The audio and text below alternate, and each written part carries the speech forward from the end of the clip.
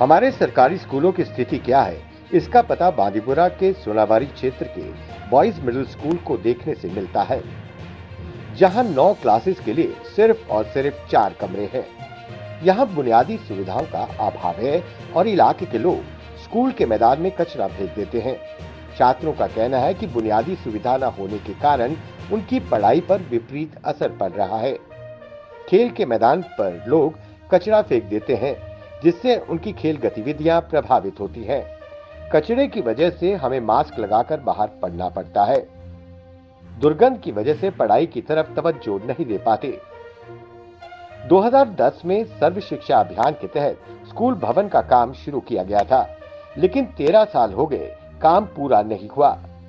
उम्मीद है जिला प्रशासन व शिक्षा विभाग इन बच्चों के भविष्य की सोचकर तुरंत कार्रवाई करेगा।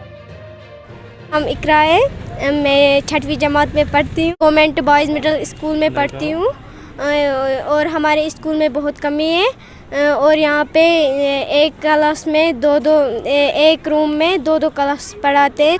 इससे हमारी पढ़ाई पे बहुत असर पड़ता है और यहाँ पे हमारे स्कूल में बाहर बहुत कूड़ा करकट फेंकते हैं और डायपर भी। 2010 में ये बिल्डिंग बनी, एक बिल्डिंग अभी तक कंप्लीट नहीं हुई है।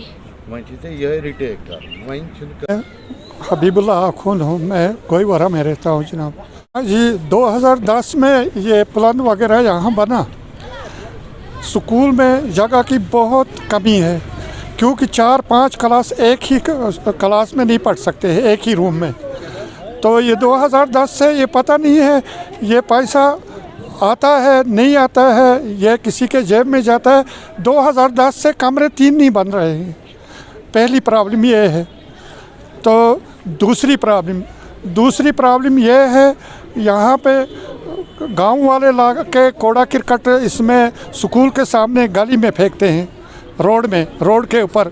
मैं परसों आया गोईवार से, जब यहाँ पे पहुँचा वहाँ से इतनी बदबू आ रही थी। स्कूल के सामने डेड बॉडी कुत्ते 2 पड़े हुए थे। ये कि इनमें ये इंसाफ नहीं है। हम मुस्लिम हैं, ऐसा नहीं करना चाहे, क्योंकि हमारे स्कूल में हमारे ही बच्चे पढ़ते हैं। यहाँ बाहर से कोई लड़का नहीं आता है जो यहाँ पे पढ़ता है, तो बड़ी शर्मिंदगी की बात है। रवि कुमार तिक्कू है, मैं BMS सुंदरवानी मैं बतौर टीचर हूँ, सेकंड इंचार्ज। हमारे स्कूल में बड़ी मुश्किलात हैं जगह की। टोटल 4 क्लासेस हैं, 4 रूम हैं 9 क्लासेस के लिए।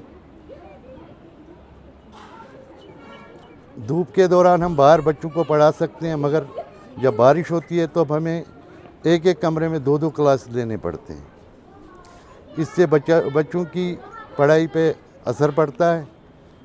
साथ में ही 2010 में यहाँ पे SSA के थ्रू एक बिल्डिंग आई थी 2 कमरों की, मगर वो अभी तक कंप्लीट नहीं हुई है। प्लंथ लेवल पे ही वो रुकी हुई है 2010 से।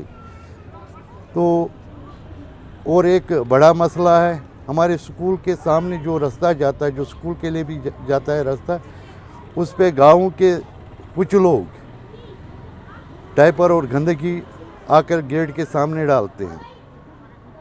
हमारे स्कूल में यहाँ पे सफाई का कभी अभियान होता है तो हम वो साफ़ करते हैं, मगर जब सवेरे आते हैं तो सवेरे फिर से वही हाल होता है यहाँ पे। इसलिए गुजारिश है यहाँ के लोगों से भी कि स्कूल के सामने कोई गंदगी ना। बांदीपुरा से द अर्थ न्यूज़ के लिए तौसीफ अहमद की रिपोर्ट।